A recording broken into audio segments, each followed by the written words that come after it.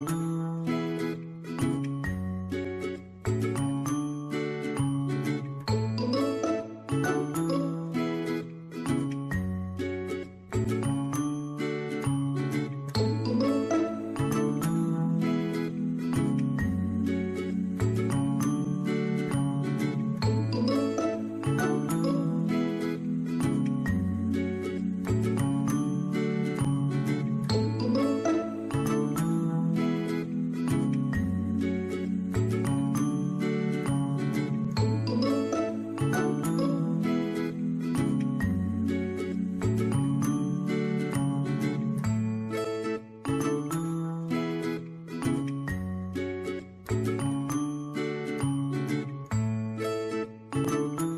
talk about some crazy weather that's going on.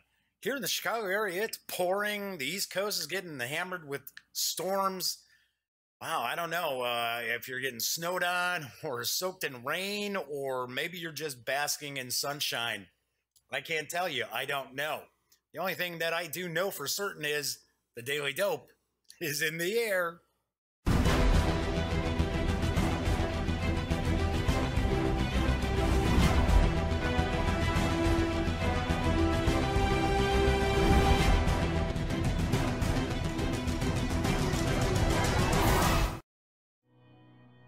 Howdy, howdy, howdy, gang.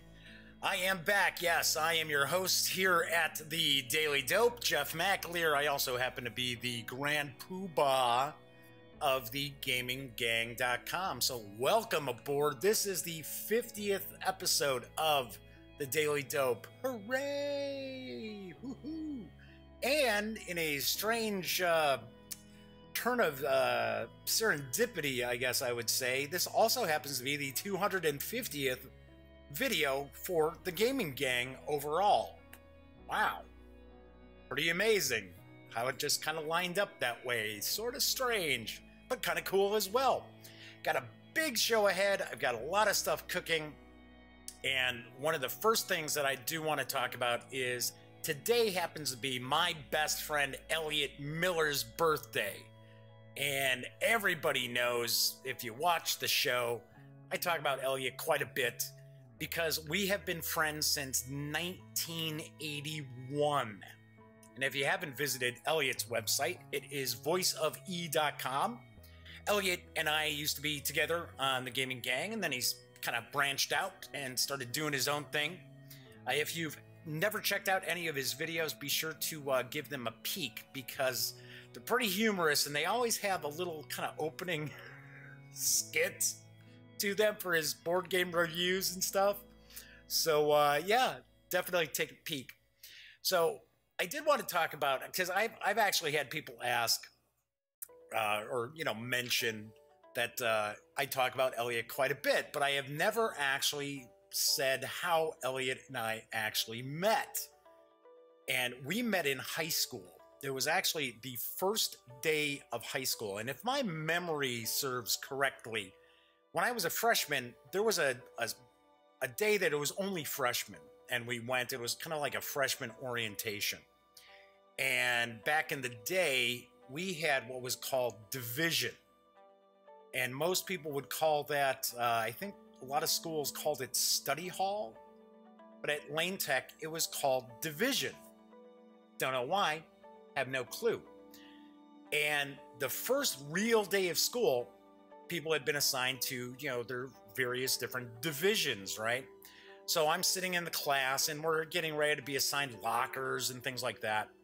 And there's this guy sitting on my right who is just talking a mile a minute, just on and on and on and on and on and on and on and on and on. And I'm like, And I'm a talker. I mean, people know I am certainly not an introvert by any stretch, but I was sort of like, and I was like, and he's like, oh yeah, we should get a locker, blah, blah, blah, blah. And I'm sort of like, So I look to my left, and there's this other guy sitting there, and he's just kind of, you know, just kicking it, right? And I said, hey, how you doing? My name's Jeff. He says, oh, hey, I'm Chip, because a lot of people don't realize that Elliott's nickname back in high school, and out of high school too, especially for his really close friends and his family. It was Chip, because Chip off the old block. Elliott's named after his father. So I said, oh, hey, and we kind of talked a little bit, and it was sort of like, well, hey, you want to be locker partners? And then it turned out Elliott was into Dungeons and Dragons. Although, if I remember correctly, I think he had actually never played in a group. He had never actually played with other players, because I think back in the day, Advanced D&D, maybe in the Dungeon Masters book, had like solitaire rules. God, it's been so long, I don't know. And that is how Elliott and I met, and because we had so many shared hobbies and interests, we have been best friends ever since. And there, I could regale you for hours about stories Elliott and I, some probably not safe for family consumption, but still. So just want to give a big happy birthday to my best friend in the entire world, Elliott Miller. Love you, buddy. Maybe he'll see this episode. I don't know. Who knows? He usually checks out the show. All right. So as I had mentioned, it is the 50th episode of the Daily Dope. Pretty cool. And just going on from here, I think what I'm going to do as far as like on YouTube, probably, well, maybe not on the Gaming Gang itself, but on YouTube, I'm going to number the episodes simply because I think sometimes people check out the show for the first time and don't realize that there are actually as many videos for the Daily Dope as there are. So, thinking I might just kind of start doing like numbering and then just use a numerical date. Anyway, so today is Tuesday, February 20th. And as I mentioned, I have a lot cooking. I do want to apologize if you're tuning in, because I had mentioned that I was going to do a playthrough, kind of a how to play of Darkest Night, 2nd edition from Victory Point Games. And if you were watching yesterday's show, you know that about an hour before I began the show, that I found out that my brother and my sister-in-law needed me to go watch my niece and nephew last night, because neither my brother or sister-in-law were going to be in town, because they both work for the airlines, 2 different airlines. So I was like, yeah, that's fine. That's okay. So anyway, so I kept an eye on them yesterday, and then my 11-year-old niece got sick, so she stayed home from school today. And I walked in the door here literally 10 minutes ago. And I do know how to use the word literally in the proper context. So I knew I was not going to be able to get back in time because my brother hadn't gotten back yet. So, of course, I wasn't going to leave my sick niece there by herself. So I figured by the time he was going to get there, there was no way that I could get back, set up Darkest Night, and get ready to do a how to play. So what I'm going to do is I am actually going to do a how to play on Friday for Darkest Night, because it looks like I don't have any issues about doing a Friday show. So if, once again, that was something I mentioned yesterday, that I wasn't positive if there would be a show on Friday or not. So there should be, and I will tackle Darkest Night 2nd edition to kind of make up for the kind of oddball review I did. Because if you saw the review, you know I had a problem with my contact, and it was bad. It was painful, and I had a couple of emails from people saying, "Oh my God, your eyes were like beet red." I was like, "Yeah, it was pretty bad. It was really throwing me off." Anywho, what I've got cooking for the rest of the week, I am going to unbox Chariots of Rome from Victory Point Games. So double dip of Victory Point Games this week. So that's going to be tomorrow for Wargame Wednesday. On Thursday, I will have an RPG review. I'm up in the air on what I'm going to do, so I'm going to reveal that tomorrow. Then on Friday, of course, I'm going to be doing the how to play for Darkest Night 2nd edition. Monday show, I am going to show off Attack of the 50-Foot Colossi, designed by my very good friend Herman Lettman from Tiny Battle Publishing. So that is on the Monday agenda. I like to try to have kind of an idea of what's coming up over the next few days at least, so I can share it with you. I know Wednesday is a big day. A lot of war gamers like to tune in to check out War Game Wednesday. So I like to, at least give people kind of an idea of what's coming up. All right, so there is quite a bit of news. Let me grab a sip here as I prep for it. So there's quite a bit of news today. I've got one item from the mailbag that I am going to address just real quick. And then I'm going to talk about some contests. And then we're going to take a look at Epic Card Game. Yes, I know it was a last-minute switch, but I figured, okay, I was going to do the show, and I knew I could probably get home just before the show was going to start, so I thought I was going to do the unboxing of this on Friday, but we're going to take a peek at this today. And I've heard some good stuff about Epic Card Game from White Wizard Games. All right, so let's jump into the news. Got 3 Kickstarters for you today, and I am just going to kind of preface the news segment by saying, you already know I don't share a bunch of Kickstarters, but these are 3 Kickstarters that I personally feel very confident in. They look very, very cool, so I do want to share these with you. And first up, it is Gray Fox Games. They launched a brand new Kickstarter today. Today was a big Kickstarter day, I can tell you that for certain. And Gray Fox Games launched the Kickstarter for City of Gears. It is a unique looking area control game, and I've got the dope. Gray Fox Games is excited to announce the imminent launch of City of Gears on Kickstarter. City of Gears is an area control game for up to 4 players. From their factories, players must race to claim ownership over the magnificent ruins of an abandoned clockwork metropolis.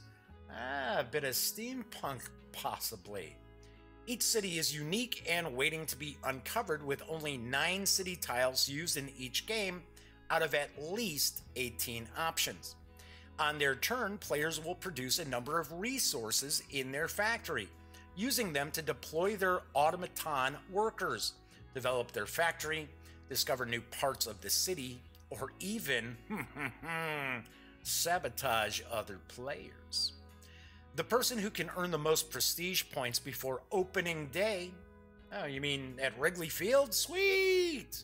Oh, sorry. Different opening day. Anyway, whoever has the most prestige will get credit as the one who brought the City of Gears back to life. City of Gears was originally designed by Chris Letter in 2012 for a contest on the Game Crafter, winning the site's Steampunk Design Challenge. The game was at one point slated to be part of the Dice Tower Essentials line before making its way to Gray Fox Games last year. City of Gears is co-designed by Daryl Andrews. The game plays in about an hour with an uncertain round timer, adding suspense as the game can end at any time. City of Gears also features art by Anthony Cornier. Hoping I got that close on the pronunciation. Anyway, Gray Fox Games has a Kickstarter video. It's a little over 2 minutes. Looks pretty interesting. It's going to be able to share more info about the Kickstarter than I possibly can. So why don't we kick back and take a look?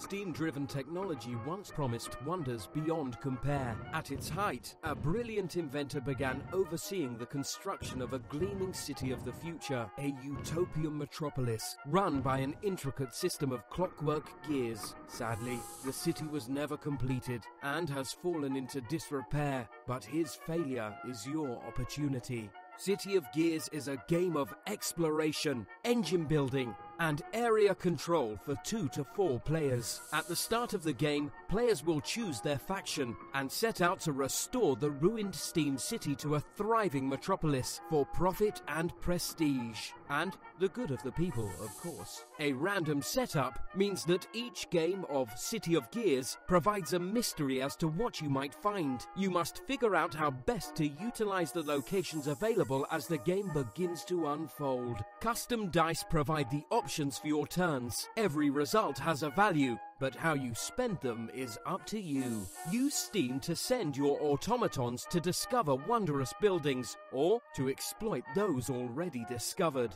Gain prestige for unearthing these marvels and use their power to aid your goals. Gears allow you to connect buildings or develop your technology. Every development gives you more power and flexibility. Every connection lets you chain actions together and establish control. Electricity lets you affect your rivals. Use charges to zap enemy automatons back to their factory or to melt gear links and cut off your opponent's access to the buildings you want to control. Even as you race to discover the city and revitalize the machines, the public clamors for access to this modern marvel. Maximize your control before the gates open. Though your rivals may have uncovered as much of the city as you did, only the one who earned the most prestige will be remembered by history as the founder of the City of Gears. Pledge your support today and help us unlock exclusives, upgrades, and extras.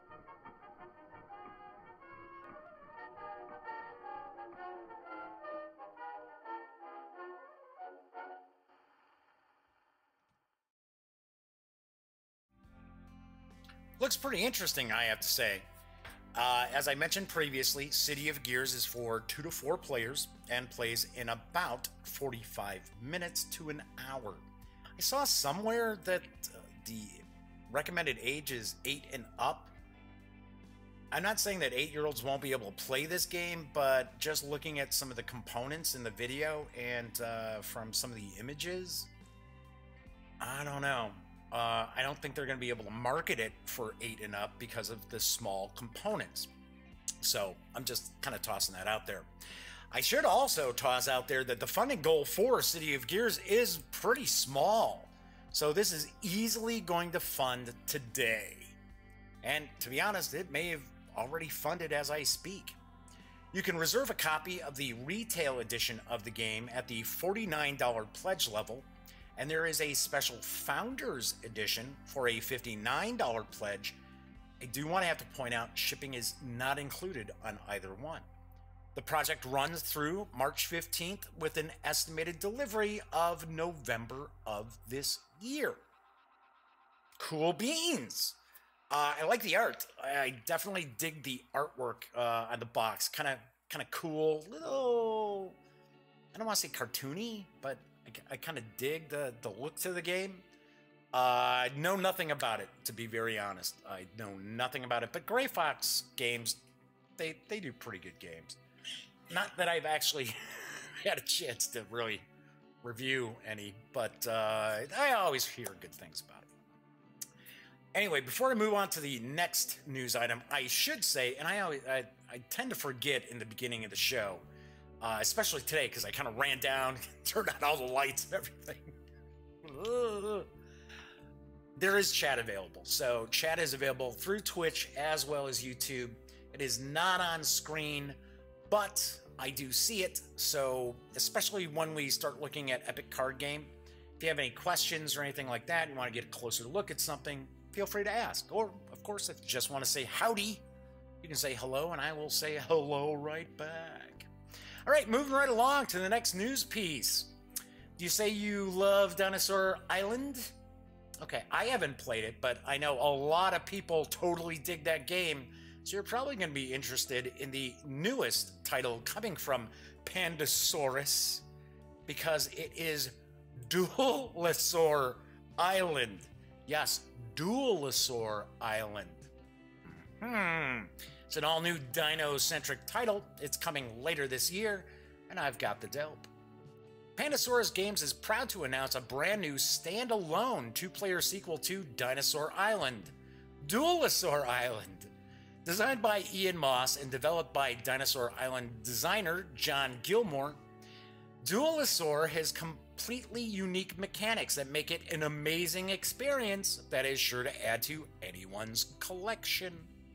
Duelosaur Island brings back a lot of the same feeling that players loved about Dinosaur Island, but introduces an entirely new hand management tableau building engine that is unlike anything you've seen in Dinosaur Island, and a really tense I cut, you choose dice drafting mechanic.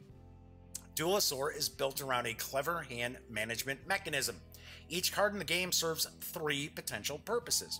They contain the DNA sequences for dinosaurs you could create, the blueprints for attractions you can build, and also are discarded to take certain actions. Do you create the dinosaur on the top of the card, attracting guests to your park? Or do you build the attraction on the bottom of the card, which can add to a player's hand limit, income, and end game victory points? Or do you discard the card to combine DNA towards creating another dinosaur?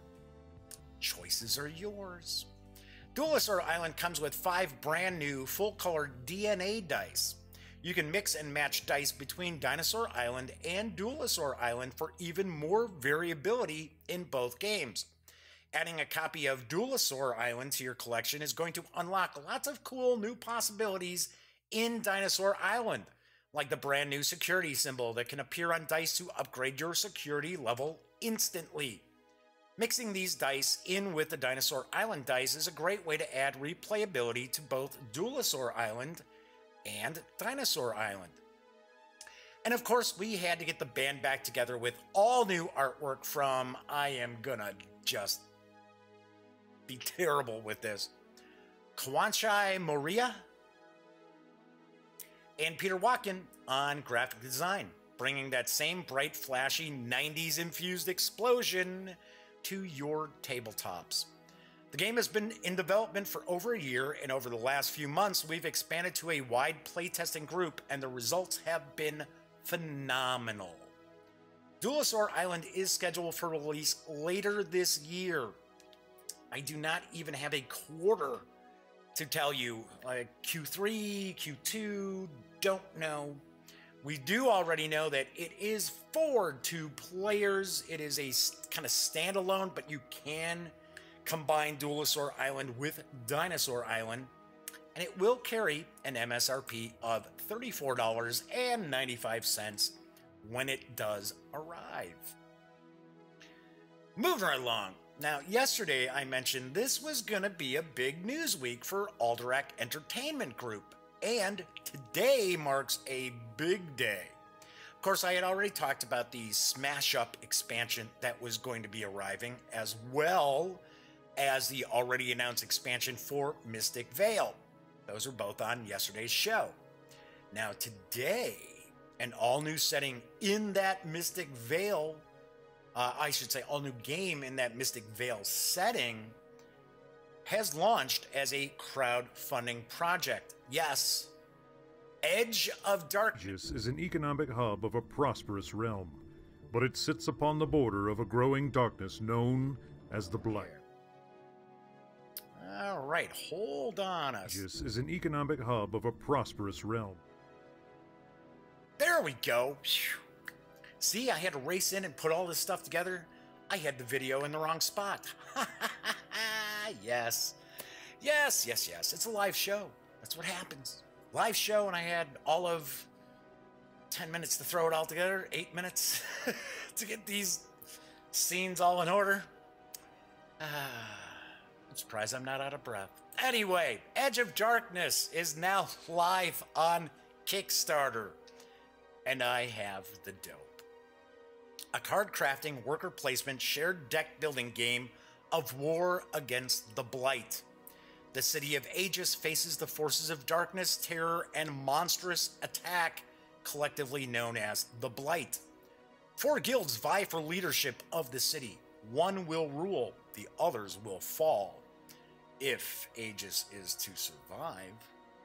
Based on a design by John D. Clare, a new chapter in the story of the world from the Origins award-winning Mystic Vale, In Edge of Darkness, 2 to 4 players take on the roles of guild leaders who control the political, economic, and defensive power of Aegis, seeking to subjugate their rivals and become masters of the city, and defeat the threat of the Blight.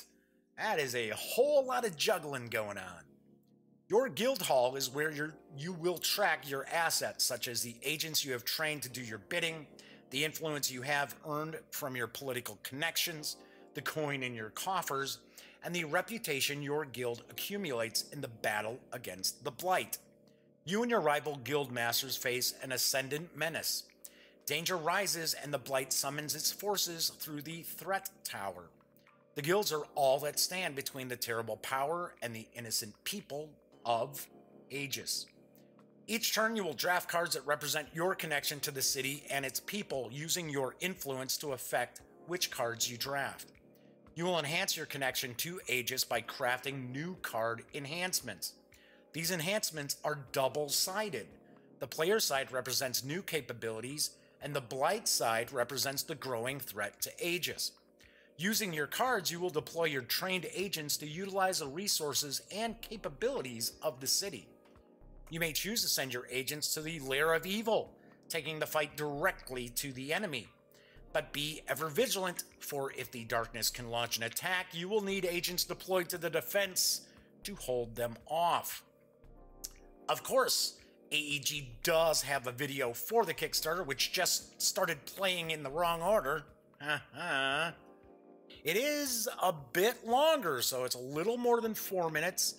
I have to say, it really does show off Edge of Darkness, and this is looking like a pretty sweet game. So why don't we take a peek at the video? Aegis is an economic hub of a prosperous realm, but it sits upon the border of a growing darkness known as the Blight. Here, the free people will make their stand with their backs to the sea. Retreat is impossible. From Alderac Entertainment Group, based on a design by John D. Clare, the next chapter in the world of the Origins Award-winning Mystic Vale, Edge of Darkness. The defense of Aegis rests on the efforts of 4 competing guilds. The Anointed, the Gilded Leaves, the Carnival of Shadows, the Feed Cartel. A watchful eye must be kept and an army trained and ready, or Aegis will drift into violence and decay and the Blight will destroy it. The Blight's threats against the city are many: terror, monster attacks, crumbling morale, and corruption of the soul.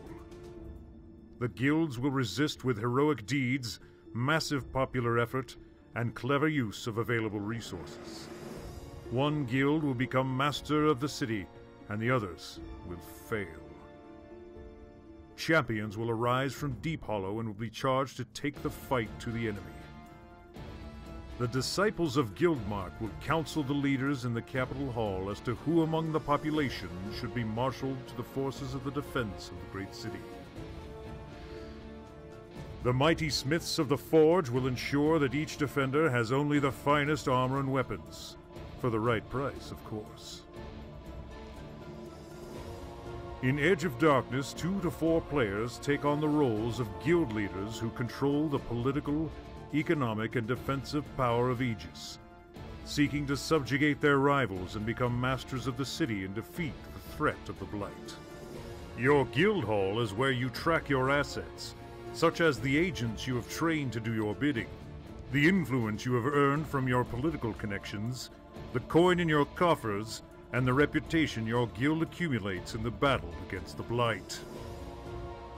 You and your rival guildmasters face an ascendant menace. Danger rises and the Blight summons its forces through the threat tower. The guilds are all that stand between this terrible evil and the innocent people of Aegis. Each turn you will draft cards that represent your connection to the city and its people, using your influence to affect which cards you draft. You will enhance your connection to Aegis by crafting new card enhancements. These enhancements are double-sided. The player side represents new capabilities and the Blight side represents the growing threat to Aegis. Using your cards, you will deploy your trained agents to make the most of the resources and capabilities of the city. You may choose to send your agents to the lair of evil, taking the fight directly to the enemy. But be ever vigilant, for if the darkness can launch an attack, you will need agents deployed to the defense to hold them off. If you cannot withstand the assault and the city is terrorized, you will lose reputation and the people will lose faith in your guild. At the end of the game, the guild with the most reputation will be acclaimed as the new ruler of Aegis.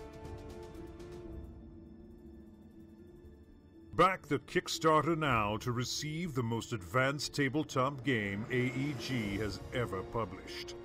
Tremendous replay value, beautiful components. Now is the time to make your stand against the darkness.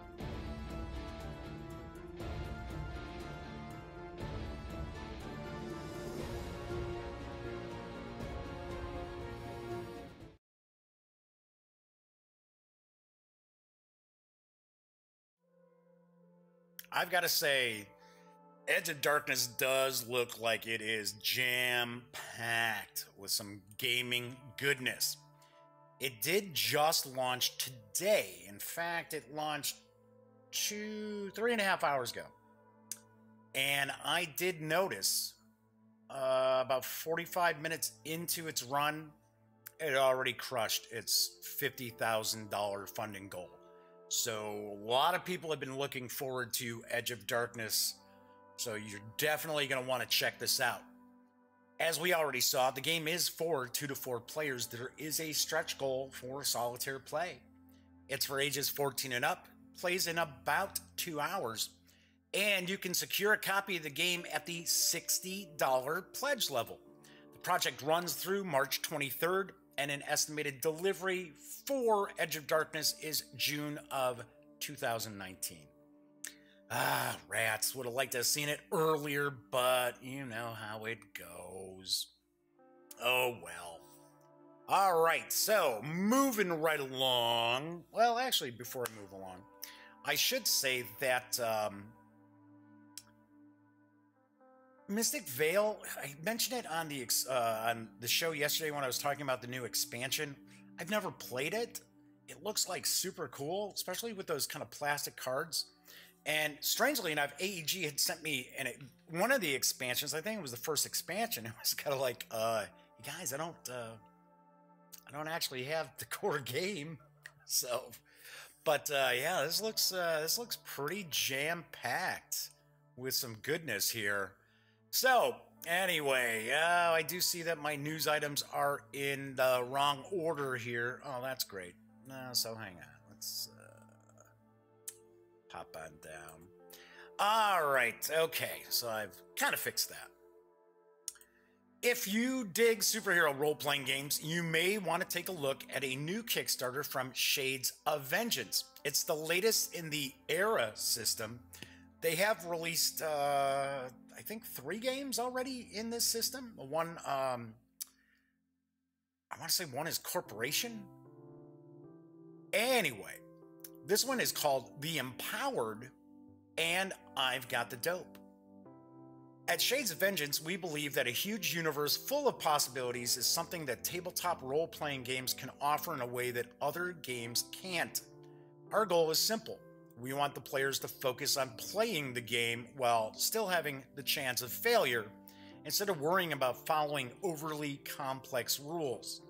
Alright, and why am I not getting any other images popping up here? Let's fix that, folks. Hold on a moment there, Babalooey.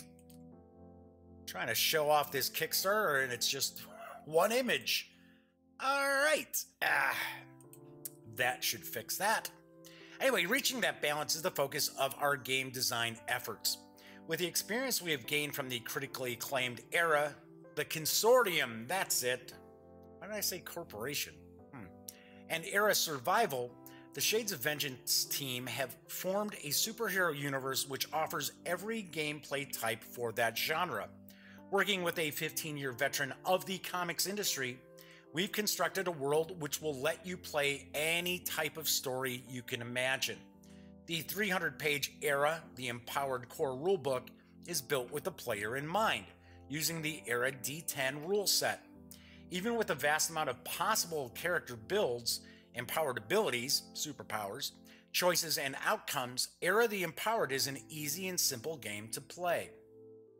There is a video because this is a Kickstarter, and once again, it's a Kickstarter that has a really small goal, so I highly doubt that it's not going to hit it because it just launched. I think it'll launch today.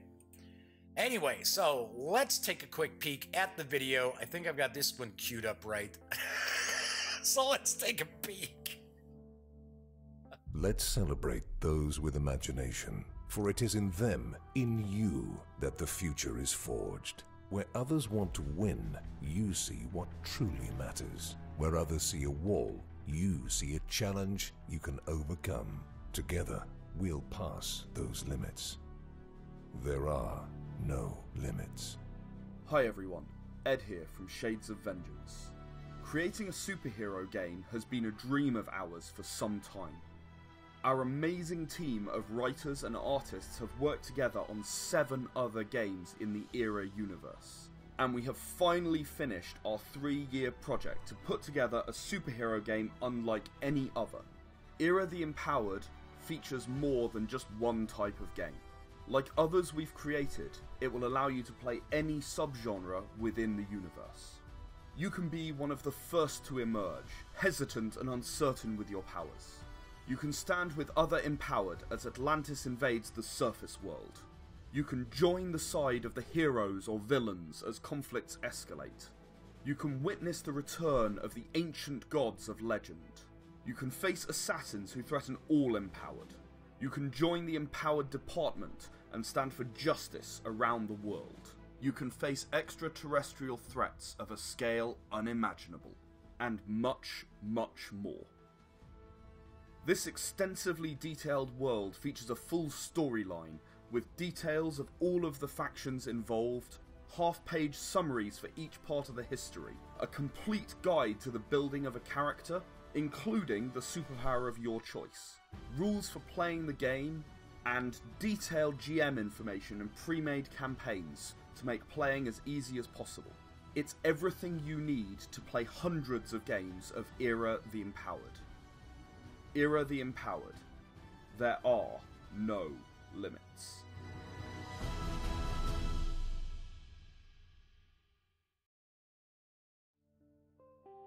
Era the Empowered is currently up on Kickstarter. You can score the 300-page PDF for a $15 pledge. You can actually get the soft cover physical book at a $42 pledge level.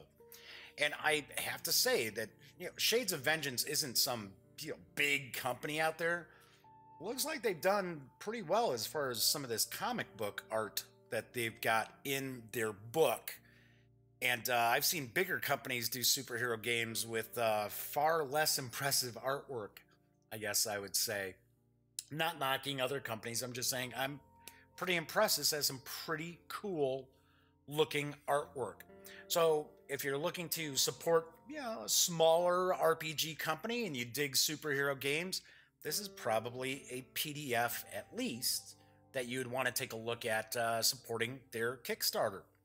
All right, so I've got one other news piece, and I did mention yesterday that something had popped, or maybe it didn't pop. I just discovered it right at the last minute yesterday. I wasn't able to include it, but I certainly am today, because fans of 13th Age from Pelgrane Press will be thrilled to know that Chaosium has released the huge Glorantha source book for 13th Age, and I've got the dope.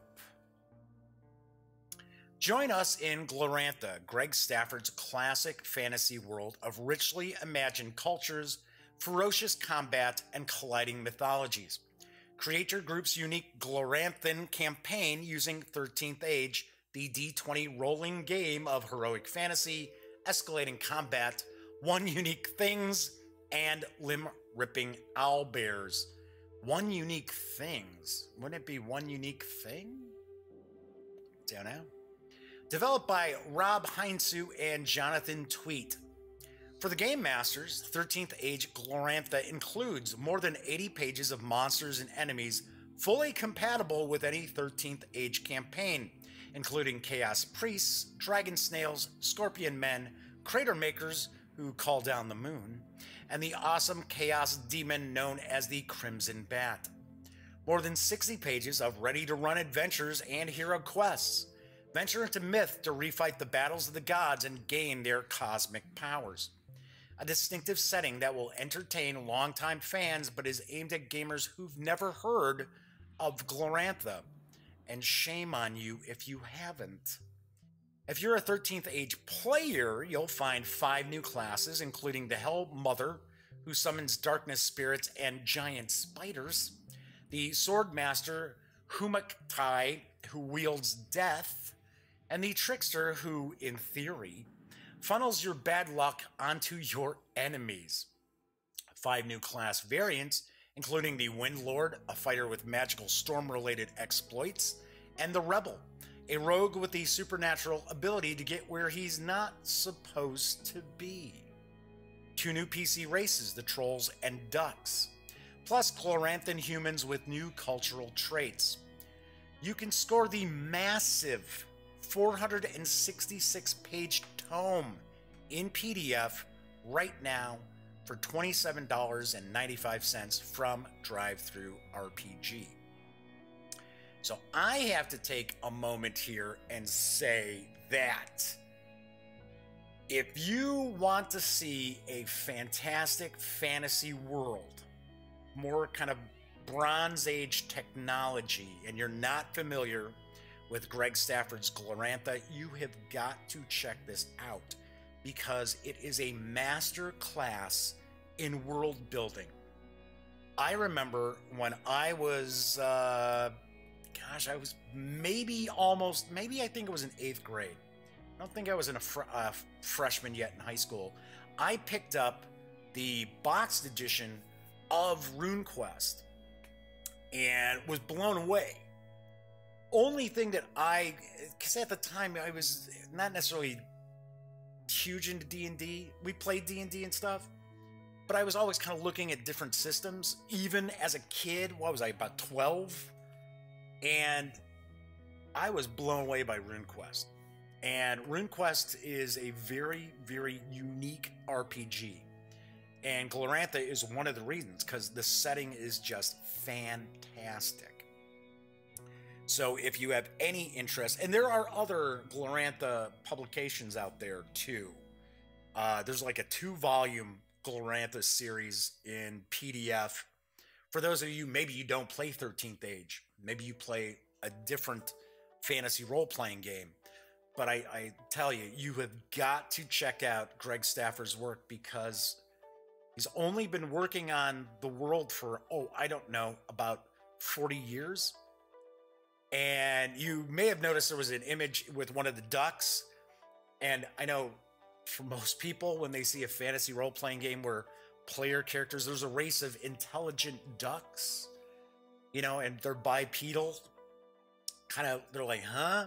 Trust me, the ducks are actually really cool. So I can't recommend it highly enough. So if you are a player of 13th Age, and I have heard great things about 13th Age, I'm surprised it doesn't seem to be as popular as it probably should be. But I've heard great things about it. And man, I'm telling you, if you want to attach a fantastic setting, by all means, check out Glorantha for 13th Age. I don't know when it might be available in a physical book, but the PDF, as I mentioned, is available through DriveThruRPG. And with all items I talk about over at DriveThruRPG, we are an affiliate.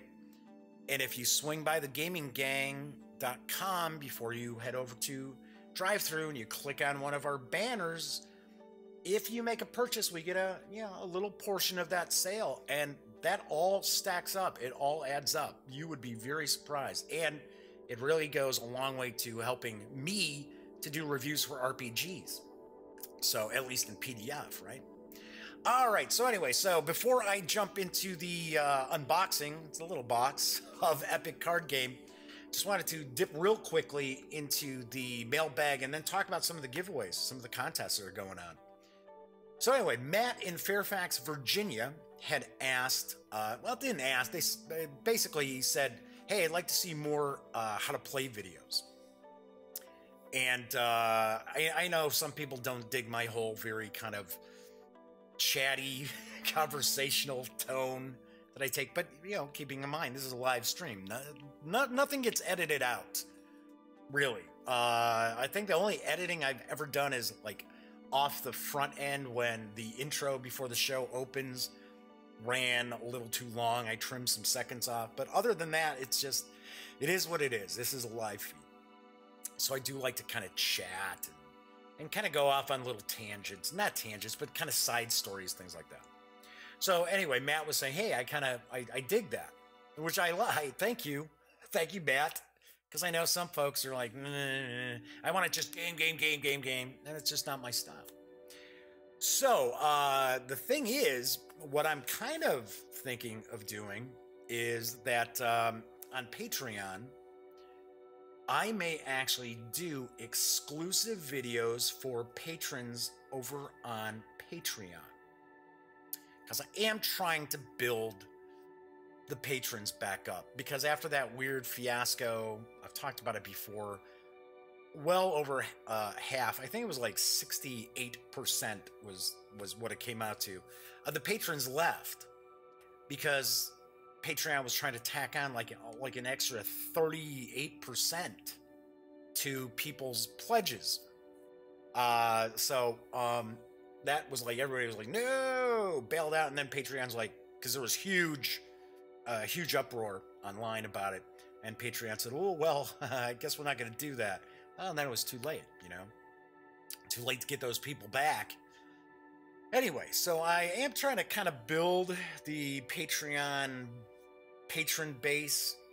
So I'm thinking what I'll start doing, and I'll actually go in. I haven't done anything with the Patreon page in a while. Every time I'm gonna do it, something comes up where it's like, that's more important for the website, or it's more important for the show, and it just kind of falls to the wayside. But what I will start to do is I will start to look at putting together, like there's different tiers of patronage. And basically what I'll do is, if you're a patron for $1 a month, you will have access to these exclusive how to play videos. So the videos will not be up on YouTube.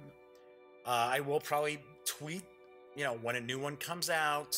I will probably post on thegaminggang.com saying, hey, we got a new video that came out, but it will only be available to patrons on Patreon. But it's not going to be all the how to play videos. I'm looking more towards things that take a little bit more time to get into the meat of, like some of the GMT titles, some of the heavier games where you can't really do a how to play in 15 minutes, half hour. It's going to take, you know, probably a good hour or more discussing the game. And it'll be the same kind of, you know, conversational flow. So there you have it. There will be more how to plays. There will be more how to plays here on the Daily Dope. I just want to try to make sure that like the longer, more in-depth how to plays are going to go to patron supporters. All right. So speaking of Patreon, I've got some giveaways going on right now too. So let me recap all the different giveaways I've got.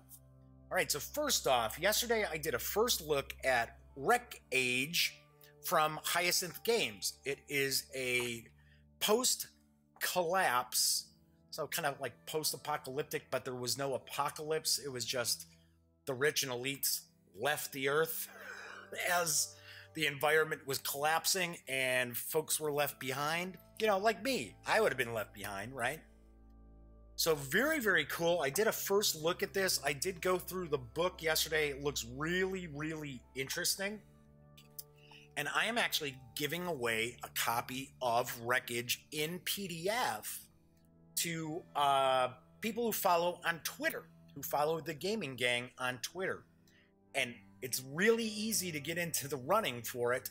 All you need to do is, I did put out a tweet yesterday saying, hey, retweet this.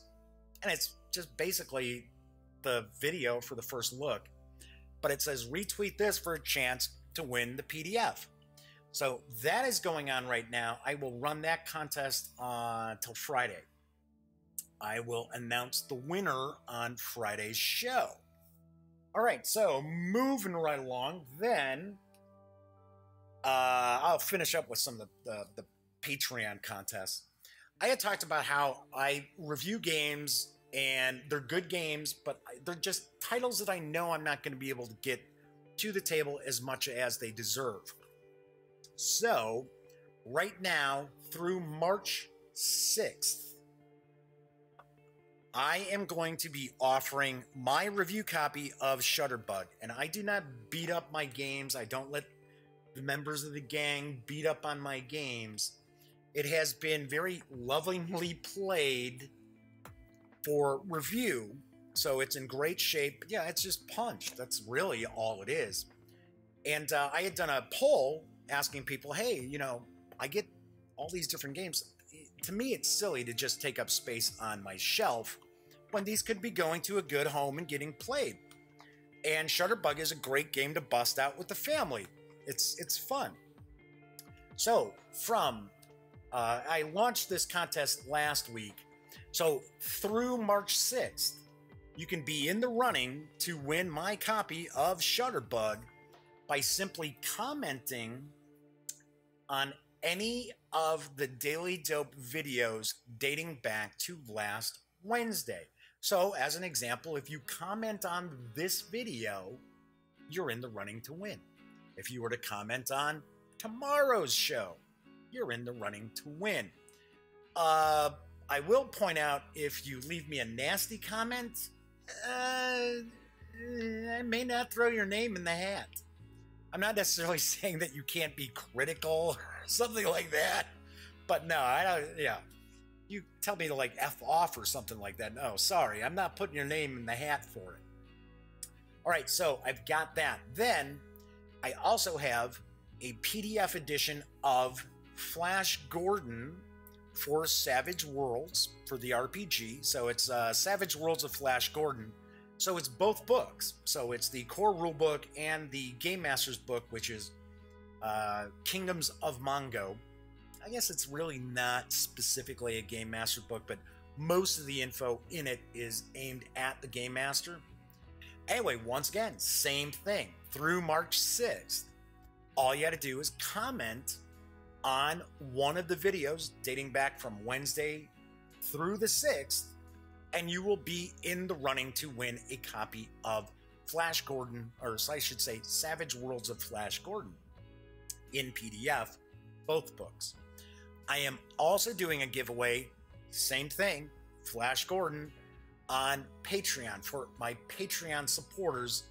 And the way Patreon works as far as people getting into contests, it's for every $2 you pledge each month, you will get one entry. So if you're only pledging $1, you're not in the contest. But I'm not saying, hey, you got to pledge more than that. I'm just saying for every $2 that you pledge as a patron, you get one entry into the contest.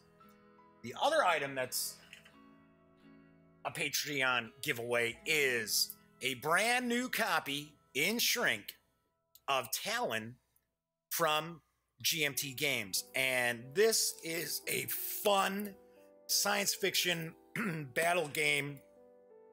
You don't have to be a big war gamer to dig it. It is loads and loads of fun. I reviewed this a couple of years back. This has been out for a while. So this is one of the new print runs that had recently come out. So this is also available as a giveaway on Patreon.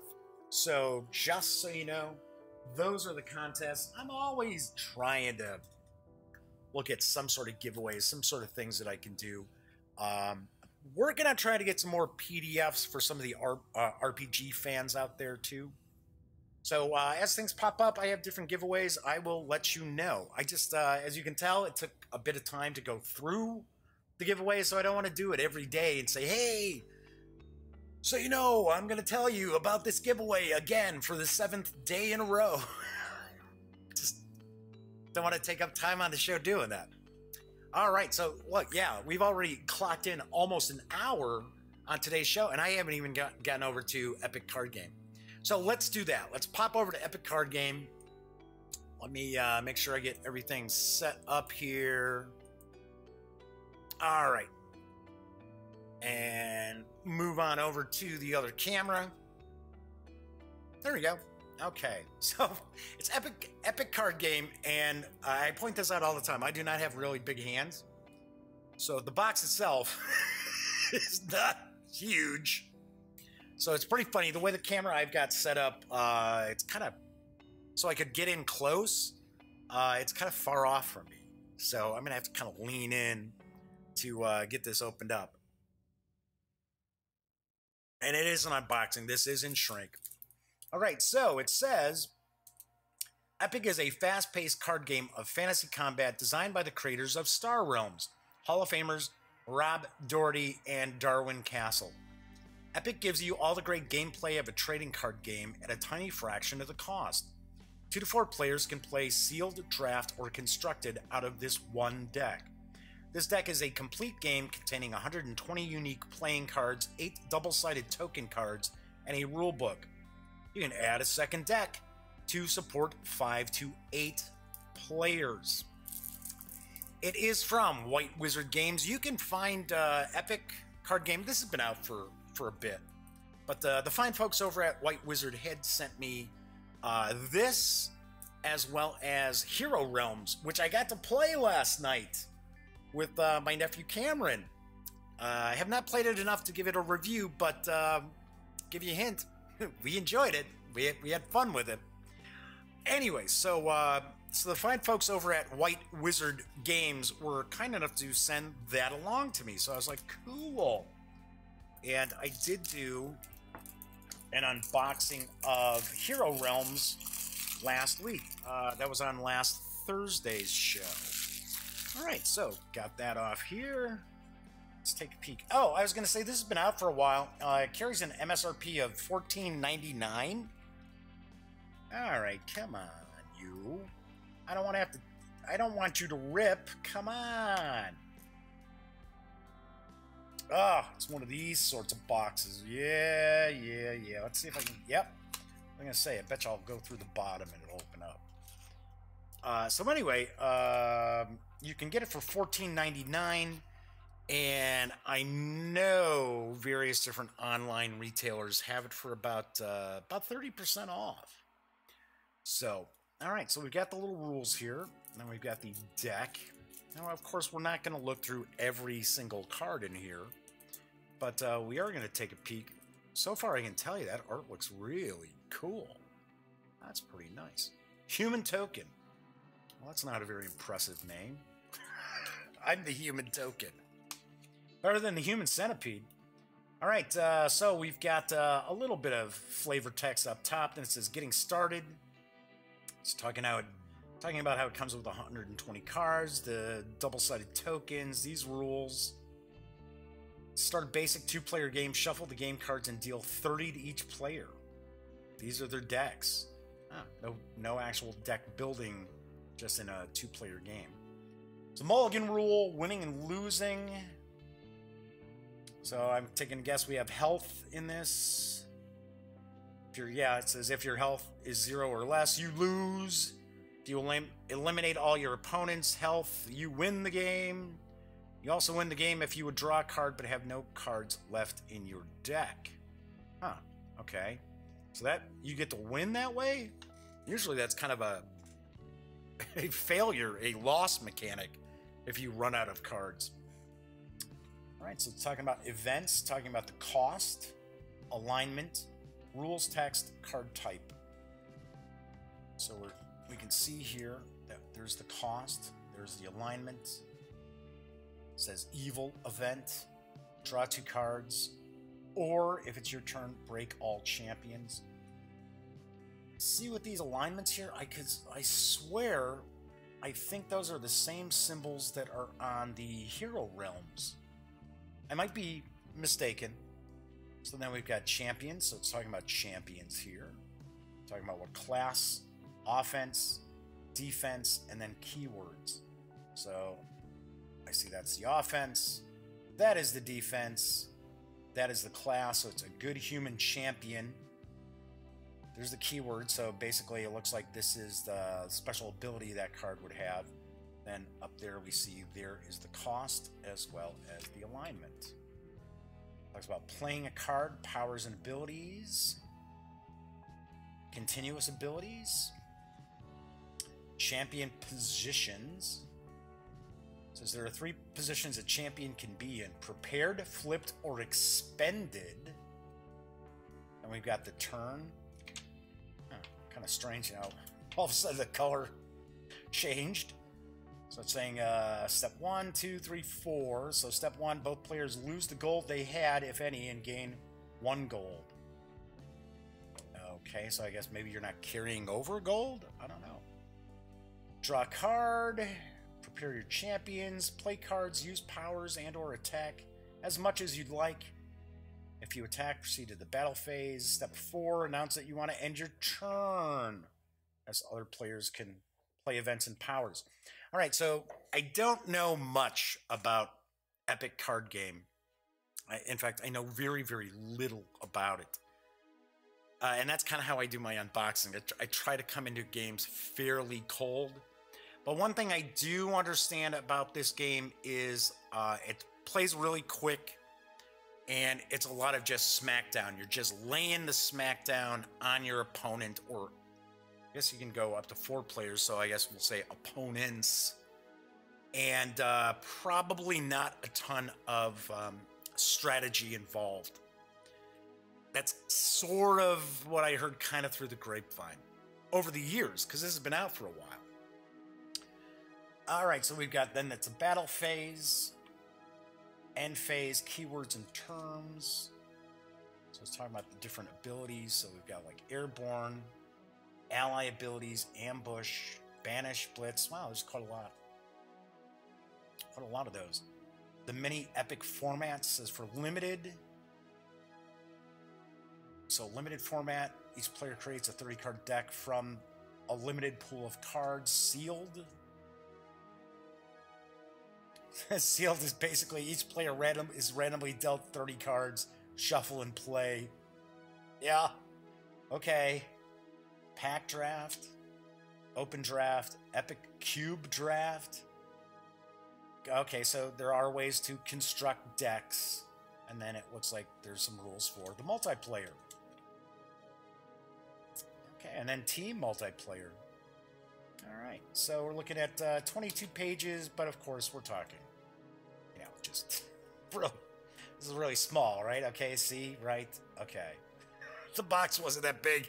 The rulebook's not going to be huge either. All right, so cool. Alrighty, let's see what we got here. Hey, you were tricking me. I thought this was just going to kind of open up because it had like kind of almost like this flap I'm kind of reaching into. I thought, oh, I can just tear that right off. Haha, guess not. Okay, so we're going to take a look at some of the cards. Like I said, we're not going to dive into all 120 cards here. So first off, let's find where we've got these, like, marker cards. Okay, so... Oh, I bet you it's these. The human token I was talking about. Human token, demon token. Okay, so these are all human demons. And we got zombie.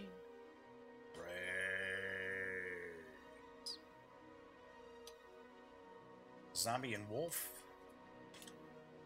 So I guess those are the 8 token cards, or the... What did it say it was? Double-sided, yes, double-sided token cards, so those would be these.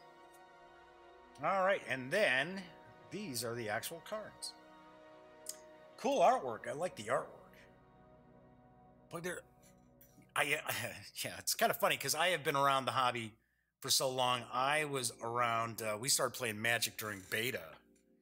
And then I've mentioned this a few times, how Elliott Miller and I were at Gen Con the year after Magic really hit, you know, because the first year it was sort of like nobody knew what it was.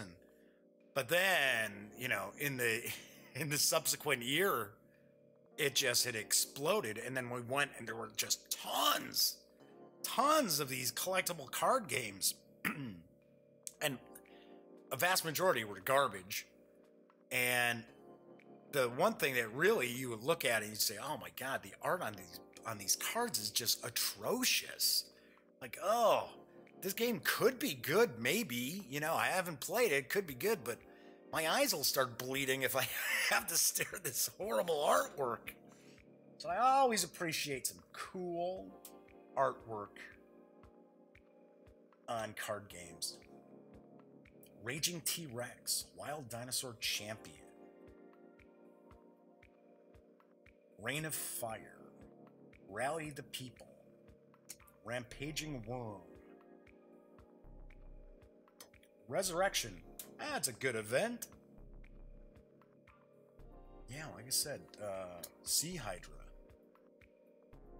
I'm kind of getting the impression this has a little bit of a Magic the Gathering feel to it with the creatures, with these champions.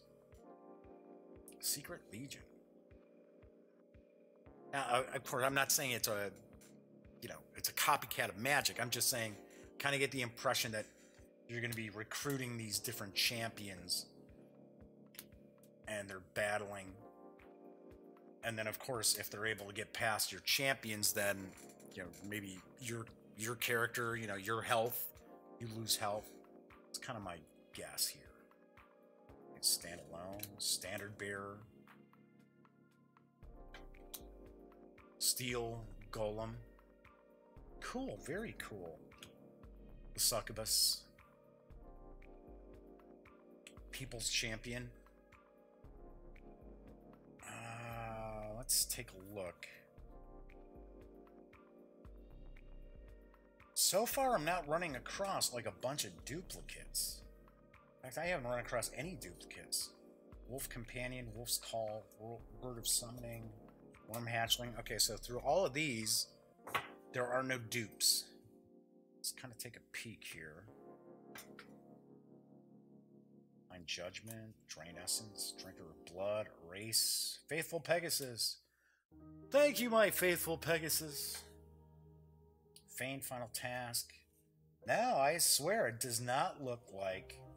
So it looks as if it's 120 unique cards. Infernal Gatekeeper. Cool. Inner Demon. Inner Peace. And you can see, you don't even have to shovel these up to start playing, because they're all mixed up already. You just open it up and just go to town, start playing. Jungle Queen. Isn't that Sheena? No, Sheena's a blonde. Keeper of Secrets. Kong. Well, that's wild. Giant Ape. Lord of the Arena. Nice. Kind of a 300 vibe to it, a little Spartan vibe to that. Medusa. Yeah, this is looking pretty cool. Murderous Necromancer. Amuse. Yeah, wow. Like I said, this is kind of neat that there are no duplicate cards, because a lot of times you would see in a game that's, you know, self-contained, and I do understand there are some expansions or extra decks. I think there's been promos over the past few years as far as Epic, but very rarely will you find a game that's self-contained in one deck, and you don't just see a bunch of duplicate cards. Now, I'm not saying a ton, but you might see 3 of the same card, maybe 4 of the same card. These are all different. Angel of Death. It's kind of funny. It doesn't seem all that powerful. Right? Okay. All right. Angel of Light. Angel of Mercy. Angelic Protector. But it looks as if this focuses a lot more on creatures, champions, I guess we'll say. Looks like it focuses more on champions than I'm not running across anything that looks like they're enchantments or spells or anything like that. There are events. I do see that we've got these event cards, and of course we do see that each of these cards has some sort of ability, these different champions. Oh, I guarantee you Cameron's going to dig playing this. Yep, my nephew Cameron is definitely going to dig playing this. Kind of off topic a little bit. Now, Cameron's 16 now, so about 4 years ago, he was trying to get into like HeroClix and a little bit into Magic, and they were both just a little beyond his gaming capabilities at that time. And especially, for some strange reason, especially HeroClix, it was sort of, he would go to the comic store and play, and, hey, gotta give him credit. He was playing against adults in that, but he would get shellacked every time. And it turned out he really didn't understand what the special abilities of each of the Marvel superheroes were. And I was like, Cam, that's like a super important thing. You can't honestly think you're going to win a game of HeroClix without knowing what Captain America does, what Mr. Fantastic does, what, the characters you've got part of, together as your team. So he's like, yeah, and Magic was sort of the same way. And some of the timing stuff kind of threw him off. Whereas, as I mentioned, from my understanding, and I could be completely wrong, I always thought this is more just a, kind of a quick not maybe like, I'm not talking 5 minutes quick, but kind of like a 20-minute smackdown, take some of that with you, not where you're sitting like, okay, so I'm going to tap these lands here and unleash this mana, and that gives me this, and then I can do this, and then I'll do this, and then I'm going to combo this. I'm sure there's some combos in that. Courageous Soul. And by me just talking about where it's kind of a smackdown game, I don't mean anything bad by that either, because a lot of times, sometimes you just want to kick back with a game that is going to be sort of like, all right, I'm just giving you a little take that. Hey, take a little of that with you. As opposed to sitting there and, having, okay, all right, so 2 moves from now, I'm going to be doing this. Although I dig strategy and putting together master plans in games too. Wow, these cards look really nice. They really do. Cardstock's pretty nice. Cardstock's pretty good. Pretty standard though. So you see, I mean, it is getting some glare when I, kind of angle it, but these cards don't have any kind of special treatment, so they're going to hold up a bit longer than, some other card games. We're starting to see some of these card games where the cards almost have like a fabric, or almost a fabric feel to them. But, 120 cards, it's a couple of packs of sleeves, it's no big deal. Plus, the game is only $15, so it's not as if I'm expecting these cards to be, amazingly sturdy or something like that. But yeah, that's a pretty good stock. Pretty standard. It's nice. Very cool. All right, so that is what we find when we take everything from Epic Card Game outside the box. All right, as I mentioned, Epic Card Game has been out for quite a while. I think it came out in 2015, 2016. And I believe it's done very well for White Wizard Games. In fact, I'm not aware of anything that hasn't done well for White Wizard Games. Hero Realms has done... Star Realms is like their big game. I have not played that. But I will say, and I'm going to wait for the review to talk about it in depth, but if Star Realms is as good as Hero Realms, man, I better start taking a peek at some Star Realms for a little science fiction action. because yeah, we enjoyed Hero Realms. I want to try to get some more players into it over the weekend, because if I remember correctly, you can have 4 players. And I did get these boss decks where one player is actually playing a monster or like big baddie. So I got the Lich deck as well as the Dragon deck. So I want to try that out because it's got some new rules for like multiple players teaming up to take down the big baddie. Anyway, so I will have a review of Epic Card Game in the very near future. I would probably assume week and a half at most. So very nice. Oh, so as I started to say, Epic Card Game is available now, and it does carry an MSRP of $14.99. Okay, so hey, a little bigger show than I was expecting today. I was thinking maybe about an hour, if that, but yeah, cracked a little over an hour, hour 15. Okay, so anyway, tomorrow I will remind you that I am going to do the unboxing for Chariots of Rome, designed by Sean Young from Victory Point Games. That is on Wargame Wednesday, and of course, the usual news and maybe a mailbag item or something like that. So, as I like to say, when you're not watching the Daily Dope, be sure to go visit thegaminggang.com for all the latest in gaming news, reviews, comics, movies, TV. Come on, by now you know the drill. Get your geek on at thegaminggang.com. Once again, I'm Jeff McAleer. I will be back tomorrow. And until then, here's hoping you're having a wonderful Tuesday.